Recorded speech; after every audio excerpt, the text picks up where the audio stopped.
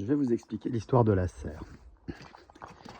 Donc, il y a déjà une première serre qui est là, qui est la première serre que j'ai construite, qui est une serre dans laquelle je prends la douche. Puis, à l'intérieur ici de la porcherie, où il y a un sauna, l'accès à la douche, j'ai donc fait une deuxième serre qui est donc face au nord, dans lequel je pensais faire les semis. Donc j'ai une natte chauffante ici.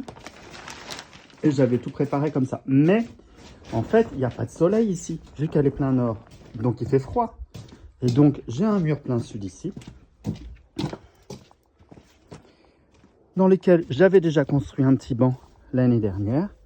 Et dans lequel j'ai donc maintenant construit cette petite serre en récup. Voilà.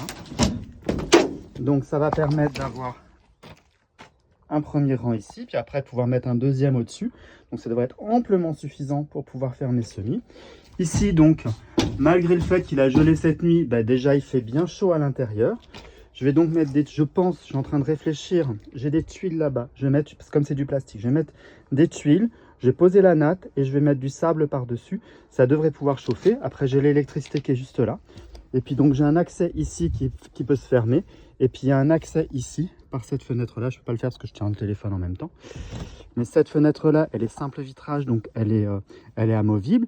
Et puis ce que je vais faire à l'intérieur, je vais mettre soit du papier bulle, ou soit j'ai du plastique aussi pour faire un double effet d'isolation. Donc voilà ma nouvelle serre à semis. J'ai encore quelques semaines pour finir ça. Et en dessous ici, voilà, en dessous, je vais tout nettoyer.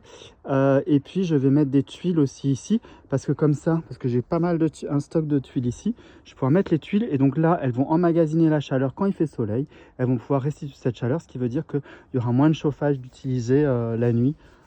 Pour garder une température au-dessus des 15 degrés la nuit, au moins ce serait pas mal quoi. Donc voilà, parce que la journée il fera facilement 20-25 sans problème. Voilà.